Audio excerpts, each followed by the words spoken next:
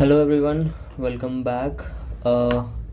So last periodic table के 2 lectures में हमने पढ़ लिया था यहाँ तक, एस ब्लॉक तक, है ना। एस ब्लॉक का जो इंट्रो वाला पार्ट है ये हमने पढ़ लिया था।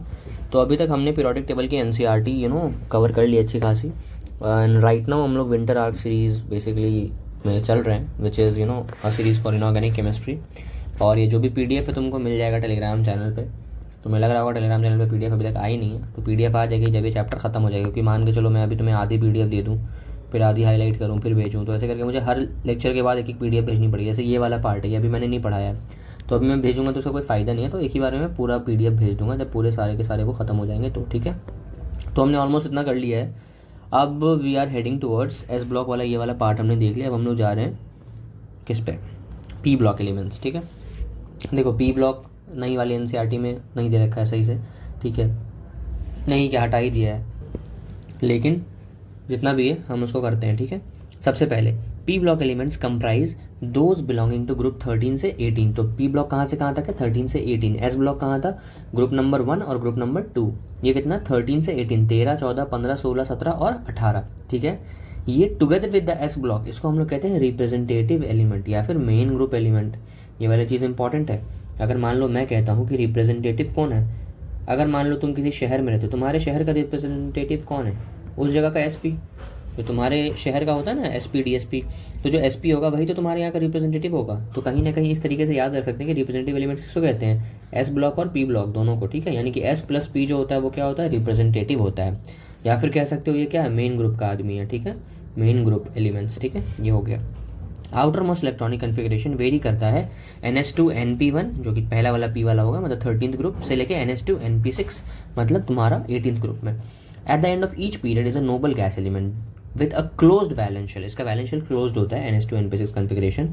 All the orbitals in the valence shell of the noble gases are completely filled by electrons, ये पता है तुमको completely filled होता है। and it is very difficult to alter this stable arrangement, इसको alter करना मुश्किल होता है क्योंकि ये complete filled है ना, by the addition और removal of electrons, तो कुछ नहीं होता है। इसी वजह से इनकी जो रिएक्टिविटी होती है बहुत ज़्यादा क्या होती है, वेरी लो केमिकल रिएक्टिविटी। ठीक है, preceding the noble gases, preceding मतलब उससे पहले। ठीक है, सक्सीडिंग मतलब इस चीज़ के बाद ना, प्रीसीड करना मतलब पहले आना। तो अगर मान लो ये 18 ग्रुप है, अब हम बात करते हैं कि 17 ग्रुप की, 17 की बात करेंगे तो 18 से पहले क्या आ रहा है, 17। तो preceding the noble gas family क्या आता है, 2 केमिकली इंपॉर्टेंट ग्रुप्स होते हैं ऑफ नॉन मेटल्स। ठीक है, नॉन मेटल के 2 ग्रुप का नाम बता दो, कोई पूछेगा तो क्या बोलोगे, 16 और 17। 18 से पहले 2 ग्रुप क्या आएंगे, ऑब्वियसली 16 और 17 ही तो आएंगे। तो यहाँ पे ये कहा जा रहा है, एक सेकंड पेन थोड़ा छोटा कर लो, हाँ अब ठीक है। तो 16 और 17 ग्रुप को क्या कहते हैं, हैलोजन, और 16 को क्या कहते हैं हम लोग, चाल्कोजन। ठीक है, याद रखना चाल्कोजन। ठीक है, these 2 groups of elements have highly negative electron gain enthalpies. ठीक है, दीज 2 ग्रुप्स, इनके सबसे ज़्यादा क्या होता है, highly negative electron gain enthalpy, जिसको हम लोग इलेक्ट्रॉन गेन एंथैल्पी कहते हैं ना। ये क्या होता है, हाईली नेगेटिव होता है, मतलब इसकी वैल्यू हाई होती है बट माइनस में। क्यों, क्योंकि ये एनर्जी रिलीज्ड है, समझ रहे हो, इसीलिए ये माइनस में होता है। एंड रीडीली एड 1 और 2 इलेक्ट्रॉन्स रिस्पेक्टिवली मतलब पहला ग्रुप जो है वो ये 17 जो 1 इलेक्ट्रॉन लेगा, ये 2 इलेक्ट्रॉन लेगा, और फिर 18 वाले स्टेट को कर लेगा। 18 मतलब समझ रहे हो, 18 मतलब ग्रुप 18 वाला जो नोबल गैस का कन्फिग्रेशन होता है उसको वो अचीव कर लेगा। ठीक है, द नॉन मेटालिक कैरेक्टर जो होता है वो इंक्रीज करता है जहाँ हम लोग लेफ्ट से राइट जाते हैं। तो नॉन मेटालिक कैरेक्टर बढ़ेगा ना यार ग्रुप में, मतलब पीरियड में। देखो यहाँ क्या है, ये ज़्यादा मेटल है, सोडियम इधर क्या है, मेटल मेटल मेटल मेटल, इधर पूरा क्या है, मेटल है, इधर क्या है, पूरा का पूरा नॉन मेटल है।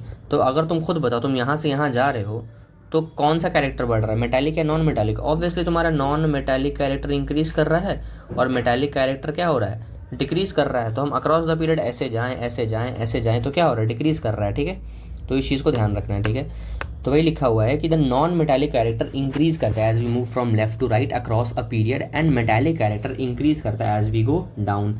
जितना नीचे जाएंगे मेटालिक कैरेक्टर बढ़ेगा, क्योंकि देखो जैसे जैसे नीचे जाओगे साइज बड़ा होता जाएगा, इससे बड़ा साइज इसका, इससे बड़ा इसका, इससे बड़ा इसका, इससे बड़ा इसका साइज है। ठीक है, तो मान के चलो सीजियम का साइज बहुत बड़ा होता है, इस वाले को हम लोग काउंट नहीं करते हैं क्योंकि ये सब क्या होते हैं, रेडियो एक्टिव होते हैं, तो बहुत अनस्टेबल होते हैं, तो इसीलिए हम इसको काउंट ही नहीं करते। तो सीजियम मान के चलो, तो सीजियम का साइज जो है मान के चलो 6 ऐसा ना, तो 6 पीरियड हो गया। एन की वैल्यू क्या हो जाएगी, 6 हमने पढ़ा था ना, एन होता है आगे वाला नंबर, तो 6 मतलब क्या हो गया, मान के चलो ये न्यूक्लियस है, 1 2 3, ठीक है, 4 5 एंड 6, माफ़ करना सर्कल के उसको लेके ठीक है। तो देखो अगर तो यहाँ पे अगर कोई इलेक्ट्रॉन है तो इसको लूज़ करना आसान है ना, न्यूक्लियस कितना ही इसको अपने पास खींच सकता है, समझ रहे हो।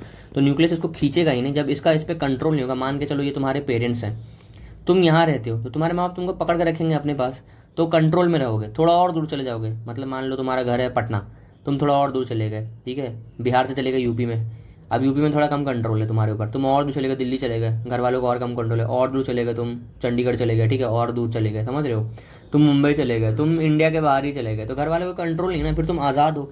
तो इलेक्ट्रॉन का यहाँ से कूद के बाहर जाना, छोड़ देना इस चीज़ को, कंट्रोल से निकल जाना, वो ज़्यादा ईजी है, इसीलिए रिएक्ट जल्दी करेगा, समझ रहे हो। तो जैसे नीचे जाते हैं तो नीचे जाने पर क्या होता है, as we go down the group में जब हम लोग नीचे जाते हैं तो क्या होता है, साइज इंक्रीज करता है, जिसके वजह से तुम्हारा आयनाइजेशन एंथैल्पी कम हो जाता है, इसका वजह से इसका रिएक्शन बढ़ जाता है। और रिएक्शन बढ़ता है और किस वे में बढ़ता है कि मेटालिक नेचर शो करेगा, इलेक्ट्रॉन लूज करने की टेंडेंसी रखेगा, इसीलिए कहते हैं कि नीचे जाने पे मेटालिक कैरेक्टर बढ़ जाता है, ठीक है, कैरेक्टर इंक्रीज कर जाता है। तो आगे बात समझ में यहाँ तक कोई दिक्कत नहीं, ठीक है, ये हो गया। ऑल्सो एक और चीज़ है, ये जो नाम दे रखा है ना तुमको, हैलोजेन, चाल्कोजेन, इनका मतलब क्या होता है। हैलो मतलब कहीं सुने हो, अगर आप नीट की तैयारी कर रहे हो तो आपको ये तो पता होगा, हैलोफाइल, थर्मो एसिडोफाइल, ये सब हमने कहाँ पढ़ा है, बायोलॉजिकल क्लासिफिकेशन चैप्टर में पढ़ा है ना, याद करो, बायोलॉजिकल क्लासिफिकेशन में पढ़ा होगा। एरोबिक बैक्टीरिया, एनारोबिक बैक्टीरिया, तो जब हम लोग एनारोब पढ़ते हैं तो एनारोब में था ना हैलोफाइल, थर्मो एसिडोफाइल, है ना, मिथैनोजेंस, ये सब थे ना। तो वही चीज़ है। हैलोजेन मतलब क्या होता है, हैलो मतलब होता है सॉल्ट, हैलोफाइल कहते हैं bacteria, salt loving bacteria. Halogens क्या होंगे, सॉल्ट जेनरेटिंग, मतलब ग्रुप 17 में क्या क्या आता है, क्लोरीन, फ्लोरीन, नॉर्मल सॉल्ट का फॉर्मूला क्या है, NaCl, तो Cl तो ज़रूरत है ना, तो Cl जो है वो सॉल्ट बनाते हैं, किसी के साथ मिलकर सॉल्ट बनाते हैं। तो हैलोजन मतलब सॉल्ट जनरेटिंग। चाल्कोजन मतलब क्या होता है, बेसिकली चाल्कोलिथिक एरा, ये सब चाल्को वर्ड बेसिकली इसका मतलब होता है ओर, स्टोन, इस टाइप से। तो इसमें बेसिकली ये ओर वाले हैं, ठीक है, जैसे कि तुम इस ग्रुप में 16 ग्रुप में देखोगे तो इसमें तुम्हारा वो ऑक्सीजन वाला फैमिली आता है, ठीक है, वही है। तो लाइक ठीक है, ये सब उसके एलिमेंट्स हैं, ठीक है। अब इसको मेरी टीचर ने याद कराया था, इससे मेरा कोई लेना देना नहीं है, मैं तुम्हें ट्रिक बता रहा हूँ। ओ सजनी सेक्सी तेरे पाँव, तो like this is the way you can learn, ठीक है। मैं फिर से कह रहा हूँ, ये ट्रिक मेरे टीचर ने बताया था, मैंने भी ऐसे ही याद करा था, तो चिल करो। खैर आगे बढ़ते हैं। द डी ब्लॉक एलिमेंट्स, ठीक है, ट्रांजिशन एलिमेंट्स कहते हैं। ट्रांजिशन क्यों कहते हैं यार, ट्रांजिशन होता क्या है, जैसे वीडियो एडिट करते हैं तो उसमें क्या होता है, दो क्लिप्स के बीच का जो पार्ट होता है क्या होता है, यहाँ पे ट्रांजिशन लगाते हैं ना, तो वही देख के चलो, ये बड़ा सा ब्लॉक एस लंबू सा, ये एक टावर पी ब्लॉक, तो बीच में क्या है, तो दोनों के बीच का जो ट्रांजिशन कराता है उसको क्या कहते हैं हम लोग, ट्रांजिशन एलिमेंट्स कहते हैं। आई बात समझ, उसको कहते हैं हम लोग ट्रांजिशन एलिमेंट्स। तो दैट्स वाई ये ट्रांजिशन है दो बड़े बड़े ग्रुप्स के बीच का। तो ग्रुप नंबर 3 to 12, ऑब्वियस सी बात है ना, जब 1 to 2 तुम्हारा एस ब्लॉक हो गया, ठीक है, तुम्हारा 13 से 18 तक पी ब्लॉक हो गया, तो बचा क्या बीच में, ट्रांजिशन ब्रिज एक ही बचा ना, 3 से 12, ठीक है, सिंपल, ये हो गया। These are characterise by filling of inner d orbitals, ठीक है, अंदर में भी डी ऑर्बिटल्स होते हैं, और बाइटल है, ऑर्बिट नहीं है। न्यूक्लियस के अराउंड एक ऑर्बिट होता है, ऑर्बिट के अंदर छोटे छोटे ऑर्बिटल्स होते हैं, जैसे कि एस ब्लॉक का ऑर्बिटल, पी ब्लॉक के ऑर्बिटल्स, समझ रहे हो, डी के ऑर्बिटल्स, इस तरीके से ऑर्बिटल्स होते हैं, समझ रहे हो, इस तरीके से होता है, ठीक है। खैर let it be. Inner d orbitals by electrons and are therefore referred to as d block elements. The elements having the general outer electronic configuration n-1 d 1 से 10 और ns 0 to 2, except for palladium Pd, जिसका electronic configuration है 4d10 5s0। ये important है, इसको याद कर लेना। Pd का आउटर इलेक्ट्रॉनिक कन्फिग्रेशन क्या है, पैलेडियम का 4d10 5s0। टेक्निकली यहाँ पे तुम्हारा 1 होना चाहिए था और d में ये होना चाहिए था, लेकिन पैलेडियम में एक एक्सेप्शन है, बस इसको याद रखना। ये सारे मेटल्स होते हैं, याद रखेंगे, ठीक है, मोस्टली कलर्ड आयंस बनाते हैं, ये भी इंपॉर्टेंट है, पढ़ोगे हालांकि डी ब्लॉक में, बट फिर भी। दे एग्जिबिट वैलेंस, मतलब वैलेंस जो भी वो होते हैं वेरिएबल ऑक्सीडेशन स्टेट्स दिखाते हैं, ठीक है, ये हो गया। पैरामैग्नेटिज्म शो करते हैं, ठीक है, एंड ऑफन जो है कैटलिस्ट की तरह यूज होते हैं। हाउएवर Zn Cd Hg, इनका इलेक्ट्रॉनिक कन्फिग्रेशन जो है n-1 d 10 और यहाँ पे 2, ये फुली फिल्ड हो गया, ये ज़्यादातर प्रॉपर्टी शो नहीं करते हैं। इन अ वे ट्रांजिशन एलिमेंट मेटल्स जो है वो क्या करता है, ब्रिज बनाता है, एलिमेंट की जगह मेटल लेकर, क्योंकि सारे मेटल ही होते हैं ना, तो ब्रिज बनाता है। Chemically active metal S block पूरा एक्टिव, लेकिन मेटालिक तौर पे एक्टिव, ठीक है। और तुम्हारा ये हो गया, क्या लिखा हुआ, less active elements of group 13-14, वो लेस एक्टिव है ऑल्दो, लेकिन उन्हीं के अगर आगे भाई बहनों को देखोगे पी ब्लॉक में, वो बहुत एक्टिव हो जाते हैं एंड तक, ठीक है, मेटालिक तौर पे। एंड उनके बीच में जो है वो क्या हो गया, ट्रांजिशन एलिमेंट्स आ गए, यानी कि डी ब्लॉक। एफ ब्लॉक क्या है, इसको हम लोग कहते हैं इनर ट्रांजिशन। ट्रांजिशन तो कर रहा है लेकिन अंदर अंदर से कर रहा है, जैसे कि ट्रांजिशन ही है, ये भी क्या है, ये भी तो रास्ता ही है ना, ये भी तो रोड ही गया ना, लेकिन ये रोड थोड़ा नीचे से गया हुआ है, मतलब समझ रहे हो, इनर तरीके से ट्रांजिशन कर रहा है। तो एफ ब्लॉक को क्या बोलेंगे, इनर ट्रांजिशन। इसको क्या बोलेंगे, ट्रांजिशन। इसको क्या बोलेंगे, एस ब्लॉक। इसको क्या बोलेंगे, पी ब्लॉक। रिप्रेजेंटेटिव क्या होता है, एस पी, ठीक है। मेन ग्रुप क्या होते हैं, एस पी। तो ये सब छोटे छोटे नाम है, इनको याद रखना है तुमको, ठीक है। The two rows of elements at the bottom, ठीक है, जो बॉटम में होते हैं तुम्हारे लैंथेनॉइड्स और एक्टिनॉइड्स दो होते हैं। कहाँ से कहाँ, सीरियम से लेकर तुम्हारा ल्यूटिटियम तक होता है, बाकी तुम्हारा ये शायद थोरियम से लेकर के लॉरेंशियम ऐसे कुछ होता है, ठीक है, नाम जो भी है सिंबल याद कर लो चलेगा। 58, 71, 90, 103 ये होता है, ठीक है।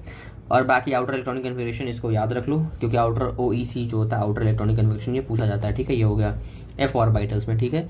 These two series of elements are hence called inner transition elements या फिर एफ ब्लॉक एलिमेंट्स। ये भी डी ब्लॉक की तरह सारे के सारे मेटल्स होते हैं। Within each series the properties of elements are quite similar. The chemistry of the early actinoids is more complicated than corresponding lanthanoids due to the large number of oxidation state possible for these actinoid elements. क्या लिखा हुआ है कि actinoids जो है ना starting में, उनकी केमिस्ट्री ज़्यादा कॉम्प्लिकेटेड है दैन द लैंथेनॉइड्स, क्योंकि ऑक्सीडेशन स्टेट ज़्यादा है। तो याद रखना एक्टिनॉइड्स जो है वो ज़्यादा कॉम्प्लेक्स है विद रिस्पेक्ट टू WRT, मतलब विद रिस्पेक्ट टू लैंथेनॉइड्स। क्यों, क्योंकि इसका ऑक्सीडेशन स्टेट जो है बहुत सारे वेरिएबल्स हैं, ठीक है, पॉसिबल बहुत ज़्यादा हैं। एक्टिनॉइड्स क्या होते हैं, रेडियो एक्टिव होते हैं, बहुत सारे जो है कुछ नैनोग्राम में ही बने हैं या इवन कम न्यूक्लियर रिएक्शन में, और केमिस्ट्री पूरी तरीके से पढ़ी नहीं गई है। और यूरेनियम के बाद के एलिमेंट्स को हम लोग क्या कहते हैं, ट्रांस यूरेनियम, जो कि मैंने पिछले भी लेक्चर में बताया था। ये प्रॉब्लम है, इसको सॉल्व कर लीजिएगा। जो टिक मार के निकल रहा हूँ, कह रहा हूँ सॉल्व कर लीजिएगा, मतलब कर लीजिएगा सर, यही आएगा नीट में। पता चला ये सब जो चीज़ें लिखी हुई ना, इतना जो पढ़ रहे हो कुछ नहीं आएगा, ये आ जाएगा। तो ये सब चीज़ पढ़ते हुए चलना। जितने भी ये पिंक पिंक बॉक्स दिख रहे हैं मत छोड़ना दोस्त, यही सब आता है, एज इट इज़ आ जाता है। तो ये सब इंपॉर्टेंट है, ठीक है, इसलिए छोड़ रहा हूँ ताकि कुछ होमवर्क तुम भी करो, ठीक है। Okay, metal, non metal and metalloids. अब हम पढ़ रहे हैं कि पीरियोडिक टेबल में हमने पढ़ तो लिया, अब क्लासिफिकेशन एलिमेंट क्या है, चैप्टर का ही नाम है, समझ रहे हो। तो अब एलिमेंट्स को क्लासीफाई करेंगे मेटल, नॉन मेटल और मेटलॉइड, 3 तरीके से, ठीक है। In addition to displaying the classification elements, अलग अलग ग्रुप्स में तो डाला, ब्लॉक्स में तो डाला, SP, D और F में। अब हम देख रहे हैं नया चीज़, प्रॉपर्टीज देख रहे हैं, ठीक है। एलिमेंट्स को हम लोग मेटल और नॉन मेटल में डिवाइड कर सकते हैं। मेटल में क्या होता है, ज़्यादातर 78% जो है of all the known elements जो है वो तुम्हारे मेटल्स हैं, और ये लेफ्ट साइड में आते हैं, ये तो हमें पता था। ये नंबर याद रख लेना, 1 2 3 4 5 6 7 8, ठीक है, 7 8, ठीक है, याद रखना। इतने क्या होते हैं, मेटल्स होते हैं, ठीक है। An appear on the left side, ठीक है। मेटल्स आर यूजुअली सॉलिड्स होते हैं, ठीक है, रूम टेम्परेचर पर, जैसे कि मर्करी एक एक्सेप्शन है, ठीक है। मर्करी एक्सेप्शन है, तुमको पता है ना, मर्करी तुम थर्मोमीटर में देखते होगे, तुम BP मशीन में देखते होगे, स्फिग्मोमैनोमीटर जो होता है उसमें देखते होगे मर्करी, हालांकि है मेटल पर रहता कैसा है, ग्रे कलर का लिक्विड की तरह रहता है। गैलियम और सीजियम ये क्या है, बहुत लो मेल्टिंग पॉइंट होते हैं, पिघल जाते हैं, बोला ना। सीजियम बहुत रिएक्टिव, अभी पीछे जस्ट मैंने बताया वो बना करके डायग्राम। तो याद रखना, गैलियम जो है नाम में ही है, गैलियम, गल गल मतलब क्या होता है, हाथ में रखते ही गल जाता है, ठीक है, मतलब मेल्ट हो जाता है। तो मेल्टिंग पॉइंट बहुत कम होगी, तभी तो सोचो तुम्हारे हाथ में कितनी ही गर्मी होती होगी, उससे मेल्ट हो जाता है। मेटल मेल्ट हो जा रहा है, मेटल समझ रहे हो, स्टील, लोहा, उसको मेटल बोलते हैं, वो तुम्हारे हाथ पे रखने में पिघल जा रहा है। तो सोचो कितना ज़्यादा रिएक्टिव होगा। गैलियम और एक और क्या था तुम्हारा, सीजियम, ये दोनों नाम याद रखोगे। ये होते तो सॉलिड है लेकिन मेल्ट कर जाते हैं, समझ रहे हो। जैसे कपूर है, सॉलिड है, जला दोगे कपूर को तो सीधे वेपर बन जाएगा, उसको सब्लिमेशन बोलते हैं, वो सीधे वो कर जाएगा, ठीक है। लेकिन हम लोग क्या बोल रहे हैं, हम लोग ये कह रहे हैं कि इनका मेल्टिंग पॉइंट कम है, तो सॉलिड होता है, तो सॉलिड से ये कन्वर्ट हो जाता है लिक्विड में। लेकिन मर्करी साहब लिक्विड ही होता है, समझ रहे हो, मर्करी लिक्विड ही होता है। पॉइंट कितना है, 303 और 302 केल्विन, ठीक है। 303 केल्विन कितना होता है, 30 डिग्री सेल्सियस होता है, ठीक है, बस उससे ज़्यादा नहीं होता है, ठीक है। Metals usually have high melting and boiling point, ये तो हमें पता है। एल्यूमिनियम रखे रखे थोड़ी पिघल जाता है, हाई मेल्टिंग पॉइंट होता है, बिल्कुल। बॉइलिंग पॉइंट तो और हाई होता है, मतलब उसको बॉयल करके गैस बना दो, ठीक है। They are good conductors of heat, बिल्कुल सही बात है। जो घर में वायर यूज़ करते हैं कॉपर का, वही होता है ना। मैलिएबल होते हैं, बिल्कुल, इसको पतले पतले शीट्स में ठोक ठोक के हम लोग देखते हैं ना। एल्यूमिनियम वाले जो मिस्त्री होते हैं वो क्या करते हैं, एल्यूमिनियम रहता है उसको पटक पटक के वो करते रहते हैं, ठीक है। एंड डक्टाइल भी होते हैं। डक्टाइल क्या होता है, इसको वायर में ड्रॉ कर सकते हो, मतलब मान लो 1 ग्राम गोल्ड है, उसको एकदम गर्म कर दो और उसको खींचो, तो उसको तुम ऑलमोस्ट 1 या 2 किलोमीटर के तार तक खींच के ले जा सकते हो। दिस इज अ फैक्ट, ठीक है। इतना डक्टाइल होता है, गोल्ड सबसे डक्टाइल होता है। तो मैलिएबल का मतलब समझ में आया कि मैलिएबल मतलब क्या होता है। ये क्वेश्चन आता है यार कि मेटल को हम लोग पीट पीट करके थिन शीट्स बना सकते हैं। ये मेटल की कौन सी प्रॉपर्टी कहलाती है? तो मैलिएबिलिटी है। अगर हम एक मेटल को खींच के तार में ड्रॉ कर सकते हैं खींच के, ये उसकी कौन सी प्रॉपर्टी है? उसको क्या बोलते हैं हम लोग? डक्टिलिटी या डक्टाइल। ठीक है, डक्टाइल या डक्टिलिटी ये सब कहाँ पढ़े होगे? सॉलिड्स में पढ़े होगे। सॉलिड स्टेट्स जो होता है फिजिक्स में चैप्टर दे रखा है ना, जैसे वो ग्राफ दे रखा है तुम्हारा, ठीक है, ये वाला जो दे रखा है ग्राफ इस तरीके से था ना, इसमें था वो प्लास्टिक होता है, इलास्टिक होता है, हुक्स लॉ होता है। ये तुम सोच रहे हो केमिस्ट्री के लेक्चर में फिजिक्स कहाँ से बता रहा है और बायो कहाँ से बता रहा है? बस मैं रिलेट करके तुमको बता रहा हूँ ताकि तुमको चीज़ें याद रहें। ठीक है, तो डक्टाइल होता है जो खींचा जा सके। ठीक है, इन कॉन्ट्रास्ट नॉन मेटल्स जो होते हैं वो टॉप राइट हैंड में होते हैं पीरियोडिक टेबल में। ये तो पता ही है भाई, 16 17 18 कहाँ है? 18 तो नहीं, 16 17। ठीक है, अभी पीछे भी पढ़ता, दो नॉन मेटल होते हैं प्रीसीडिंग 18 ग्रुप के। ठीक है, in fact in a horizontal row the property of elements change from metallic from the left से non metallic to the right। बता दिया तुमको अभी तुरंत। नॉन मेटल्स क्या होंगे? या तो सॉलिड होंगे या तो गैस होंगे। ठीक है, at room temperature with low melting and boiling point. बिल्कुल सही बात है, जब रूम पे तुम गैस ऑलरेडी बन चुके हो तो तुम्हारा मेल्टिंग पॉइंट क्या ही होगा भाई, और बॉइलिंग पॉइंट भी क्या ही होगा, समझ रहे हो? एक्सेप्शन क्या है? बोरॉन और कार्बन। कार्बन का जो पेंसिल होता है ग्रेफाइट होता है, समझ रहे हो? जैसे ऑक्सीजन क्या है? नॉन मेटल है, लेकिन ऑक्सीजन क्या है? गैस है। इस तरीके से ही तो बोरॉन और कार्बन क्या एक्सेप्शन है, इनका बॉइलिंग पॉइंट बहुत ज़्यादा होता है। अगर तुम देखो तो कार्बन का बॉइलिंग पॉइंट बहुत ज़्यादा होता है। ठीक है, इसीलिए जो तुम्हारा ग्रेफाइट वगैरह होता है उसको कूलेंट की तरह भी इस्तेमाल करते हैं बहुत जगह पर, तुम देखोगे तो। ठीक है, जहाँ पानी यूज़ नहीं कर सकते ना, वहाँ पे ग्रेफाइट जो कार्बन का ही एलोट्रोप होता है, पी ब्लॉक में पढ़ोगे, उसको एज अ कूलेंट इस्तेमाल करते हैं। मान लो मशीन के पार्ट्स के बीच में हम ग्रेफाइट डाल देंगे तो क्या करेगा? अब्जॉर्ब कर लेगा, क्योंकि बॉइलिंग पॉइंट इसका हाई है। तो खुद बॉयल होने से पहले पहले इतना हीट एब्जॉर्ब कर लेगा कि ये बॉयल होकर बर्बाद ना हो, तब तक ये खुद के अंदर हीट एब्जॉर्ब करते रहेगा करते रहेगा करते रहेगा। तो इसका ये मतलब होता है, हाई बॉइलिंग पॉइंट का मतलब ये होता है। बोरॉन के साथ भी सेम केस है। They are poor conductors of heat. बहुत ऑब्वियस सी बात है, लेकिन एक एक्सेप्शन है जो कि यहाँ लिखा नहीं है। हीट और इलेक्ट्रिसिटी का पुअर कंडक्टर होता है। इलेक्ट्रिसिटी का एक अच्छा कंडक्टर कौन है? एक नॉन मेटल का नाम बता दो, आंसर बताओ कमेंट में कि कौन सा ऐसा नॉन मेटल है जो कि इलेक्ट्रिसिटी का अच्छा कंडक्टर है। बहुत सिंपल है, तुम लोग उसको यूज़ करते हो, बचपन से करते आओ यूज़ पेंसिल में। मोस्ट नॉन मेटालिक सॉलिड्स जो होते हैं वो क्या होते हैं? ब्रिटल होते हैं। ठीक है, टूट जाते हैं, मतलब ब्रिटल मतलब होता है कमजोर, टूट जाएगा गिरने पे। एंड नीदर मैलिएबल, ना ही डक्टाइल। बिल्कुल सही बात है। एलिमेंट्स ज्यादा मेटालिक होते हैं जैसे हम लोग नीचे जाते हैं, पता है हमको, और नॉन मेटालिक कैरेक्टर इंक्रीज करता है लेफ्ट साइड। तीसरी बार बोल दिया ये बात। ठीक है, change from metallic to non metallic जो है इतना भी एब्रेट नहीं है। ठीक है, as shown by thick zigzag line. The elements silicon, germanium, arsenic, antimony and tellurium. ठीक है, bordering this line and running diagonally जो होते हैं ये क्या होते हैं? दोनों साइड शो करते हैं, मेटल भी और नॉन मेटल भी। तो इसको हम लोग कहते हैं semi metals. Semi non metal नहीं, सेमी मेटल या फिर मेटलॉइड्स। क्या क्या नाम बोला? सिलिकॉन, जर्मेनियम, आर्सेनिक, ठीक है, एंटीमनी और टेल्यूरियम। ठीक है, ऐसे आ सकते हो कि एक था कुछ सिंह जी, ठीक है, और साबुन तेल लेकर के आओ। लाइक सिंह जी नाम का एक आदमी है, उसको हम बोल रहे हैं कि सिंह जी जाओ और साबुन और तेल लेकर के आओ दुकान जा करके। ठीक है, तो एनसीईआरटी में ये नाम लिखे हुए हैं तो अपन इतना ही याद कर रहे हैं, बाकी और भी होते हैं लेकिन अपने को इतना ही जानना है। ठीक है, ये प्रॉब्लम है, इसको सॉल्व कर लीजिएगा, बता दिया मैंने। पीरियोडिक ट्रेंड्स देखते हैं अलग अलग। ठीक है, there are many observable patterns, ठीक है, in the physical and chemical properties of elements. ठीक है, as we descend in a group और मूव, है ना, across a period. For example एक पीरियड के अंदर केमिकल रिएक्टिविटी जो होती है वो हाई होगी ग्रुप 1 में, है ना, और बीच में आते थे कम हो जाएगी, फिर मैक्सिमम हो जाएगी ग्रुप 17 में। लेकिन यहाँ पे हाई है किस तौर पे? मेटालिक तौर पे, और यहाँ पे क्यों है? नॉन मेटल के तौर पे। Like wise a group of representative metals. Representative कौन है? S+P, जैसे कि अल्कली हो गया, वो इंक्रीज करता है नीचे जाने पे, पता है ना, रिएक्टिविटी बढ़ेगी। क्यों? क्योंकि तुम्हारा मेटालिक कैरेक्टर बढ़ रहा है ना। लेकिन एक नॉन मेटल जिसके हैलोजन में रिएक्टिविटी घटेगी नीचे जाने पे, क्योंकि नीचे जाने पे मेटालिक कैरेक्टर बढ़ता है। और तुम एक नॉन मेटल की ग्रुप में हो, नॉन मेटल के घर गए हो और बोलोगे कि हम सबसे नीचे जाके करेंगे, तो भैया सबसे नीचे वाला तो सबसे ज़्यादा मेटालिक होगा, लेकिन उसकी फैमिली का बंदा है, जो सबसे ज़्यादा मेटालिक होगा वो उसके हिसाब से रिएक्टिव थोड़ी होगा। उसके साथ तो रिएक्टिव सबसे ज़्यादा वो होगा जो सबसे ऊपर होगा, सबसे छोटा होगा, क्योंकि उसके अंदर नॉन मेटालिक कैरेक्टर ज़्यादा होगा, तो उस ग्रुप के हिसाब से वो ज़्यादा रिएक्टिव है। ठीक है, ये चीज़ है। Trends in physical property. अब फिजिकल प्रॉपर्टी में क्या क्या आता है? जैसे कि मेल्टिंग पॉइंट है, बॉइलिंग पॉइंट होता है, हीट ऑफ फ्यूजन एक फिजिकल प्रॉपर्टी है, वेपराइजेशन है, एनर्जी ऑफ एटमाइजेशन है। ये सब चीज़ें मैंने इसलिए बता दी तुमको ताकि तुमको ये पता रहे कि क्या क्या चीज़ें फिजिकल प्रॉपर्टीज में आती है।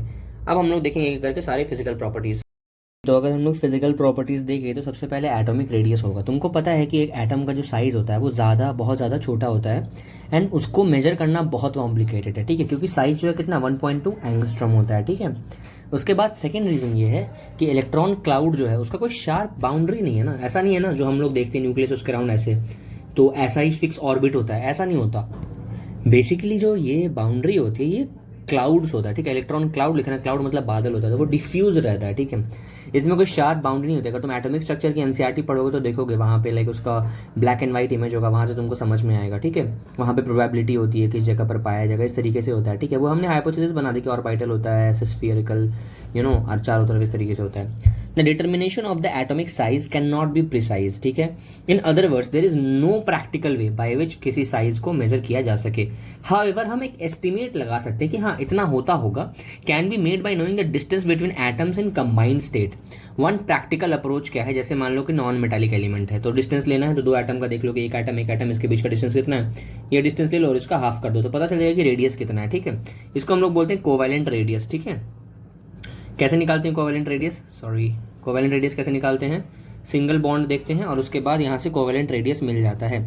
For example bond distance Cl2 में 198 है और उसका आधा कर देंगे तो कितना हो जाएगा 99, तो हम लोग इसको एटम का रेडियस मानते हैं। कोवैलेंट रेडियस क्या होता है, कोवैलेंट रेडियस होता है कि कोवैलेंट बॉन्डिंग वाले मॉलिक्यूल में एक रेडियस जो निकालते हैं उसको कहते हैं, ठीक है। फिर मेटालिक रेडियस क्या होता है, जब मेटल में होता है ये हाफ होता है internuclear distance separating the metal core in the metallic crystal. Metal core क्या है, वही एटम को कोर बोल रहे हैं, और क्रिस्टल क्या है तुम्हारा जो पूरा प्रॉपर जो तुम्हारा ले करके तुम हाथ में लोगे उसको कहते हैं क्रिस्टल पूरा, ठीक है।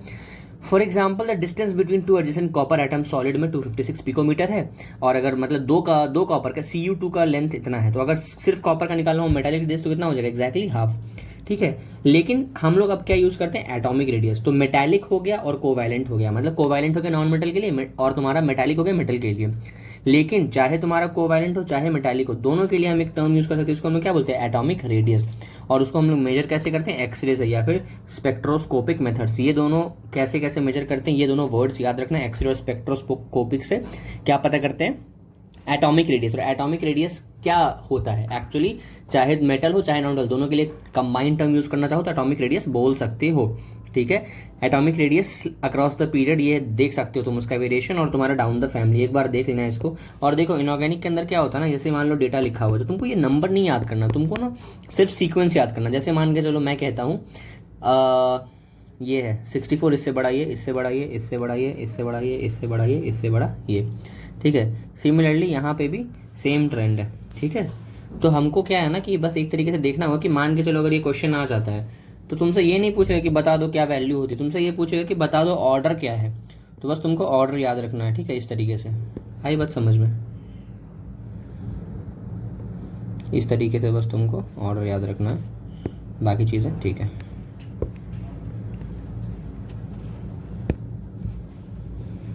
ठीक है, याद रखना इनऑर्गेनिक में ऑर्डर इंपॉर्टेंट होता है, ना कि तुम्हारा वैल्यू। सेम यहाँ पे दे रखा है तुम्हारा, देख लो नीचे जाने पे बढ़ रहा है, ठीक है, इंक्रीज कर रहा है ना नीचे जाने पे सबका।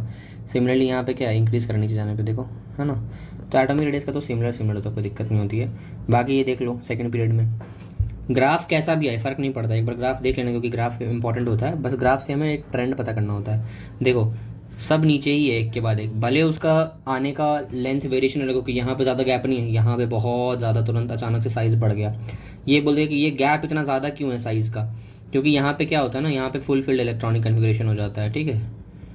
फुल फील्ड नहीं मतलब समझ रहे हो, हाफ और बाइटल फील्ड हो जाता है ऑलमोस्ट, तो फिर वही होता है। इसकी वजह से हम लोग ये कहते हैं यहाँ पे कि तुम्हारा साइज़ का जो है वो बहुत ज़्यादा होता है, क्योंकि वो स्टेबल हो जाता है इस तरीके से। फिर यहाँ पे दोनों के बीच का गैप कम होता है, फिर और कम होता है और कम होता है, इस तरीके से होता है, ठीक है। सिमिलरली ये वाला है, तो दोनों ग्राफ को देख लेना इंपॉर्टेंट है। आयनिक रेडियस क्या होता है, removal of an electron from an atom results in the formation of cation. अगर हम लोग गेन कर लेंगे तो क्या बन जाएगा, एनायन। तो आयन के बीच का रेडियस उसको हम लोग कहते हैं आयनिक रेडियस कहते हैं, ठीक है। Distance between cation and anion in ionic crystal, मान के चलो Na+ है और Cl- है, इन दोनों के बीच का जो डिस्टेंस होगा ना, एक आयनिक क्रिस्टल मतलब NaCl जो सॉल्ट होता है उसके बीच में, उसको हम लोग क्या कहेंगे, आयनिक रेडियस कहेंगे, ठीक है। तो अभी तक कितना रेडियस पढ़ लिया, metallic radius, covalent radius, atomic radius. Metallic और कोवैलेंट का ही दूसरा नाम क्या है, एटॉमिक है, और आयनिक रेडियस होता है आयंस के लिए, ठीक है। सिंपल सी बात है। जनरल में क्या होता है, आयनिक रेडियस जो होता है वो सेम ट्रेंड शो करता है जैसे एटॉमिक रेडियस का होता है। बस इतना पता होना चाहिए कैटायन का साइज छोटा होता है। क्यों छोटा होता है, मान लो न्यूक्लियस है, चारों तरफ एटम्स है, इलेक्ट्रॉन्स है, इलेक्ट्रॉन बाहर चला गया, अब एक निगेटिव चार्ज कम हो गया, ये तो और उसको खींच लेगा ना अपनी तरफ, तो साइज क्या होता है, छोटा हो जाता है कैटायन में। और अगर मान लो एक और इलेक्ट्रॉन गेन कर लिया तो ज्यादा इलेक्ट्रॉन होगा तो रिपल्शन होगा, तो साइज क्या हो जाएगा, बढ़ जाएगा। तो वही चीज़ है, क्योंकि फ्योर इलेक्ट्रॉन होता है, चार्ज जो होता है वो तो सेम ही रहता है, प्रोटॉन थोड़ी निकाल दिया, चार्ज तो वही है, खींचने वाला force. Size of an anion जो होगा वो बढ़ जाएगा, क्योंकि एक और वो आ जाता है, ठीक है, एक और इलेक्ट्रॉन आता है, इससे क्या होता है, रिपल्शन होता है, आपस में डिक्रीज हो जाता है ये न्यूक्लियर चार्ज, ठीक है। फॉर एग्जाम्पल आयनिक क्या लिखा हुआ है, इलेक्ट्रॉन्स ना decrease in effective nuclear charge. याद रखना न्यूक्लियर चार्ज जो है वो सेम है, लेकिन इफेक्टिव न्यूक्लियर चार्ज अलग होता है। वो होता है कि कितना बाहर का शील्डिंग इलेक्ट्रॉन है, वो अभी आगे पढ़ेंगे। आयनिक रेडियस जो होता है फ्लोराइड का F- का 136 है, लेकिन अगर एटॉमिक रेडियस देखोगे ना सिर्फ फ्लोरीन एटम का, वो 64 है। मतलब फ्लोरीन का साइज छोटू सा है 64, लेकिन F- क्योंकि एक्स्ट्रा इलेक्ट्रॉन आ रहा है ना, तो वहाँ से देखो साइज कितना बढ़ जाता है रिपल्शन की वजह से, प्लस वो फुलफिल्ड हो जाता है, इसीलिए और ज़्यादा बढ़ जाता है साइज स्टेबल होने के बाद। जैसे सोडियम का देख लो 186 होता है, लेकिन Na+ कर दोगे तो छोटू हो जाएगा वो, ठीक है। When we find some atoms of the like ions जिसका सेम नंबर ऑफ इलेक्ट्रॉन्स होता है, उसको आइसो इलेक्ट्रॉनिक स्पीशीज कहते हैं। अगर मेरे दोस्त प्रीवियस ईयर क्वेश्चन देखे होगे पीरियोडिक टेबल का, तो तुमको पता होगा इस चैप्टर से सबसे ज़्यादा सवाल यही आता है, आइसो इलेक्ट्रॉनिक स्पीशीज। तो तुम याद रख लो O2- F- Na+ and Mg2+, ये आता ही आता है। प्लस इसके अंदर साइज भी पूछा जाता है, इनका रेडियस जो है इसका ऑर्डर आता है, ठीक है। ये इंपॉर्टेंट है, 2 स्टार लगा हुआ, याद कर लेना, ठीक है। सब में 10 इलेक्ट्रॉन होते हैं, ठीक है। कैटायन जिसका ग्रेटर पॉजिटिव चार्ज होगा, छोटा रेडियस होगा। एनायन जिसका ज़्यादा नेगेटिव चार्ज होगा, उसका बड़ा रेडियस होगा, क्योंकि ज़्यादा रिपल्शन होगा, है ना। नेट रिपल्शन होगा जो कि आउटवेट कर देगा न्यूक्लियर चार्ज को, और आयन जो है एक्सपैंड कर जाएगा। ये प्रॉब्लम जो है इसको सॉल्व कर लेना, ये आएगा दोस्त नीट में, याद रखना आता है। एनाइजेशन एंथैल्पी क्या होता है, मान लो इलेक्ट्रॉन तुमने लूज़ किया, तो इलेक्ट्रॉन लूज़ कराने के लिए तुमको कितनी एनर्जी देनी पड़ेगी, समझ रहे हो। मान के चलो क्या किसी के पास एक इलेक्ट्रॉन है, तुमको उस इलेक्ट्रॉन लेना है, तो बदले में तुम कितना एनर्जी लगाओ कि उसका एक इलेक्ट्रॉन जो है एक्साइट होकर बाहर निकल जाए, उसको कहते हैं IE, आयनाइजेशन एंथैल्पी, ठीक है। IP भी कहते हैं, आयनाइजेशन पोटेंशियल भी कभी कभी कहते हैं, but enthalpy is better term, क्योंकि वो एनर्जी है, और पोटेंशियल जो होता है वो पोटेंशियल, समझ रहे हो, वोल्ट वाला सीन है। Isolated gaseous atom, isolated gaseous atom इसलिए कहते हैं क्योंकि हम वहाँ पे कोई और एनर्जी नहीं देना चाहते। क्योंकि मान के चलो कि सॉलिड है सोडियम, उसको पहले तुम लिक्विड बनाओगे, उसके बाद तुम उसको गैस बनाओगे, उसके बाद वहाँ से इलेक्ट्रॉन निकलेगा, तो यहाँ जो एनर्जी वेस्ट हो रही है हम उसको काउंट ही नहीं करते, हमको सिर्फ इतना देखना है कि यहाँ पे कितनी एनर्जी दी है। तो हम इसलिए कहते हैं आइसोलेटेड गैसियस एटम। ये भी नहीं कह रहे कि Na जो है ना, या मान के चलो कोई और एटम, जैसे मान लो कॉपर है तो Cu2 के फॉर्म में है, ताकि 2 कॉपर के बीच का बॉन्ड तोड़ना पड़े। हमको बॉन्ड एनर्जी वगैरह सब निगलेक्ट करते हुए सीधे आना है कि भैया कॉपर का गैस है, उससे हमको सीधे Cu+ बनाना, मान के चलो इलेक्ट्रॉन निकालना है, मतलब निकालना है। तो बाकी एनर्जीज को नेग्लेक्ट करने के लिए हम लोग यहाँ पे इस्तेमाल करते हैं शब्द आइसोलेटेड, क्योंकि बॉन्ड नहीं होना चाहिए, क्योंकि फिर कुछ एनर्जी देंगे तो वो बॉन्ड तोड़ने में भी तो वेस्ट होगा, तो पता नहीं चल पाएगा एक्चुअली में IP है कितनी। गैसियस, क्योंकि हम ही नहीं चाहते कि उसमें मेल्ट हो फिर बॉयल हो, समझ रहे हो, वो भी नहीं चाहते। एटम, ठीक है। ग्राउंड स्टेट में ये भी नहीं कि एक्साइटेड हो, ताकि उसमें ऑलरेडी इलेक्ट्रॉन ज़्यादा हो या कम हो, ये नहीं, ठीक है, सिंपल। देख रहे हो X गैस से X+ गैस बना इलेक्ट्रॉन, तो यही एक्चुअली होता है तुम्हारा इक्वेशन होता है आयनाइजेशन पोटेंशियल का। मेजर करते हैं कि इसमें यूनिट याद रखना किलो जूल पर मोल। सेकंड IP क्या होता है, मान लो इलेक्ट्रॉन निकाल दिए, अब अगला इलेक्ट्रॉन निकालना है तुमको, ठीक है, वो ज़्यादा होगा सेकंड वाला। Energy is always required remove करने के लिए, समझे। इसीलिए आयनाइजेशन एंथैल्पी हमेशा क्या होता है, पॉजिटिव। ये मान लो असर्शन रीजन में तुमसे पूछ लेगा कि IP जो होता है वो हमेशा पॉजिटिव होता है। क्यों होता है, क्योंकि एनर्जी जो होता है वो रिक्वायर्ड होता है हर बार अगर इलेक्ट्रॉन को तुमको रिमूव करना है। तो आई बात समझ, बस इतना करना है तुमको। तो बस इसीलिए ये चीज़ याद रखना कि IP हमेशा पॉजिटिव होता है और एनर्जी रिक्वायर होता है इसी वजह से, ठीक है। तो असर्शन रीजन में आ सकता है, मान लो असर्शन दे दिया ये एनर्जी हमेशा लगता है, क्यों, या मान लो ये रीज़न हो जाएगा, असर्शन ये हो जाएगा कि इंथैल्पी पॉजिटिव ही क्यों होता है, निगेटिव क्यों नहीं होता है, क्योंकि भैया एनर्जी हम लगा रहे हैं ना अपने जेब से, तो पॉजिटिव होगा, सिंपल सी बात है ना। ज़्यादा वाला ज़्यादा होगा, ज़्यादा डिफिकल्ट होगा उसको हटाना, ठीक है, सिंपल सी बात है। याद रखना अप टू 60 जो होगा इसका वो दे रखा है, ये सब देखोगे इलेक्ट्रॉनिक कॉन्फ़िगरेशन है। मिनिमम में तुम्हारे एल्कली आते हैं, लो आयनाइजेशन एंथैल्पी, बेसिकली IP का वो ग्राफ है, ये ग्राफ देख लो, इंपॉर्टेंट है, ठीक है। इस तरीके से होता है सेकेंड पीरियड में, ठीक है। जैसे मान के चलो ये तुम्हारा क्या है, तुम्हारा ये अक्रॉस द पीरियड है, ठीक है। अक्रॉस द पीरियड अगर तुम देखोगे तो सबसे पहले लिथियम है, फिर बोरॉन है, फिर बेरिलियम है, ठीक है। लिथियम है, उससे ज़्यादा क्या है, बोरॉन है, फिर क्या है, बेरिलियम है, फिर कार्बन है। कार्बन के बाद क्या है तुम्हारा, ऑक्सीजन है, सॉरी, कार्बन के बाद क्या है तुम्हारा, ऑक्सीजन है, फिर नाइट्रोजन है, फिर फ्लोरीन है, फिर नियॉन है। तो ये बात याद रखना, ये ग्राफ में दी हुई थी ये चीज़, ठीक है, याद रखना इस चीज़ को। सिमिलरली यहाँ पे क्या है तुम्हारा कि यहाँ देख लो IP जो है नीचे जाते जाते घट रहा है, ये तो सिंपल सा ऑर्डर है, इसमें तो कुछ है ही नहीं। नीचे जाओगे तो आयनाइजेशन पोटेंशियल कम लगेगा, मतलब कम ही एनर्जी में इलेक्ट्रॉन रिलीज कर देगा, तभी तो ये रिएक्टिव होता है, तभी तो ज़्यादा रिएक्टिव मेटल मानते हैं उसको, ठीक है। ये हो गया, ठीक है। इसके बाद क्या दे रखा है कि ये क्या लिखा हुआ है कि, हाँ इधर आता है ना, फर्स्ट आयनाइजेशन एंथैल्पी हो गया 1 to 60 के बीच में, ठीक है। ये ग्राफ भी देख लेना, ठीक है, इंपॉर्टेंट है। अगला क्या होता है, कोरिलेट कर सकते हो, इंक्रीज़ करता है, देखोगे तो आयनाइजेशन एंथैल्पी जो होता है इंक्रीज़ करता है पीरियड में जाओगे तो, लेकिन नीचे जाओगे तो डिक्रीज़ करता है। एटॉमिक रेडियस का भी सेम रिलेशन होता है। फिर क्या लिखा हुआ है कि आयनाइजेशन एंथैल्पी और रेडियस जो है काफ़ी रिलेटेड होते हैं। ये समझने के लिए तुमको दो फैक्टर समझना पड़ेगा, पहला attraction of electron towards the nucleus, दूसरा repulsion of electron from each other. Effective nuclear charge experienced by a valence electron in atom will be less than the actual charge of the nucleus because of the shielding and screening effect। तो याद रखना कि shielding और screening effect की वजह से क्या होता है, तुम्हारा जो repulsion होता है वो less होगा than the actual charge of the nucleus, effective में वो कम होगा, ठीक है, बिकॉज ऑफ द ये इफेक्ट है ना। इसको शील्ड करता कौन है, मतलब न्यूक्लियस जो है ना, by the intervening core electrons. मतलब होता ही है, मान के चलो मैं कहता हूँ मैं हूँ न्यूक्लियस, ठीक है, मैं हूँ न्यूक्लियस, मैं हूँ इस घर का पापा। अब मेरे यहाँ कुछ बच्चे और मेरे चारों तरफ भी कुछ एटम्स होंगे, मेरे कुछ और भी लोग होंगे आपस में, ठीक है। जैसे मान के चलो ये है पापा, तो पापा के सबसे क्लोज कौन है, मम्मी। तो मम्मी क्या करती है ना, तुमको पापा की मार से बचा के रखती है। तो जो इनर कोर होता है ना, वो तुमको क्या करता है, शील्ड करता है, ठीक है, शील्ड करता है किसको, आउटर इलेक्ट्रॉन्स को शील्ड करता है, किसके, न्यूक्लियस के चार्ज से। बस इतना याद रखना है, इसी इफेक्ट को हम लोग शील्डिंग और स्क्रीनिंग इफेक्ट कहते हैं, ठीक है, intervening core electrons. For example जैसे मान लो 2s इलेक्ट्रॉन जो होता है लिथियम का, वो शील्ड होता है इनर कोर ऑफ 1s से, ठीक है। As a result valence electron में नेट पॉजिटिव चार्ज आता है, जो कि लेस होता है एक्चुअल चार्ज ऑफ +3 से। इन जनरल शील्डिंग जो होता है इफेक्टिव तब होता है जब ऑर्बिटल जो होते हैं कंप्लीटली फिल होंगे। अब मान के चलो मम्मी यहाँ पर है, लेकिन तो समझ रहे हो, अब ऐसा नहीं बोल रहा हूँ दो मम्मी है, लेकिन मान के चलो मम्मी हो गई, यहाँ पे तुम्हारी दीदी हो गई है ना, यहाँ तुम्हारा कोई और हो गया, कोई और हो गया। इस तरीके से अगर मान लो लोग रहेंगे, फुल्ली तरीके से फिल रहेगा, तभी ना तुम प्रॉपर्ली बच पाओगे। अगर लाइक लोग नहीं होंगे तो तुम बचोगे नहीं, समझ रहे हो। अल्कली में क्या होता है, सिंगल मोस्ट होता है, नोबल गैस जब हम लोग मूव करते हैं लिथियम से फ्लोरीन पे सेकेंड पीरियड में, सक्सेसिव इलेक्ट्रॉन्स ऐड होते हैं सेम प्रिंसिपल क्वांटम नंबर पे, एंड द शील्डिंग जो होता है इनर कोर जो होता है ये इंक्रीज नहीं करता है बहुत ज़्यादा, ठीक है, to compensate for the increase attraction of the electron to the nucleus. 10 एक पीरियड में इंक्रीजिंग न्यूक्लियर चार्ज आउटवे कर देता है शील्डिंग, ठीक है। कॉन्सिक्वेंटली आउटर मोस्ट इलेक्ट्रॉन जो होते हैं वो ज़्यादा टाइटली हो जाते हैं, है ना, आयनाइजेशन एंथैल्पी इंक्रीज कर देता है पीरियड में। एंड जब हम नीचे जाते हैं तो आउटर मोस्ट इलेक्ट्रॉन जो होता है वो दूर जाते रहता है पीरियड में, ठीक है। तो इंक्रीज हो जाती है shielding of the nuclear charge and by electron. In this case increase in shielding outweigh कर देता है इंक्रीजिंग न्यूक्लियर चार्ज को, and the removal of outermost electron में कम एनर्जी लगती है डाउन द ग्रुप, ठीक है।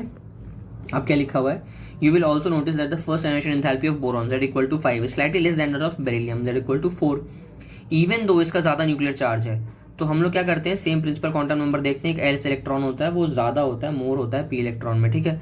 बेरिलियम में इलेक्ट्रॉन हटता है आयनाइजेशन में, इज एन एस इलेक्ट्रॉन, ठीक है। और इलेक्ट्रॉन जो कि बोरॉन में हटता है वो है तुम्हारा P electron. Outer most electron की बात हो रही है ना, बोरॉन पे तुम जानते हो बोरॉन का एटॉमिक नंबर 5 है, तो क्या होता है 1s2 2s2, है ना, और उसके बाद क्या होता है तुम्हारा 2p1, ठीक है।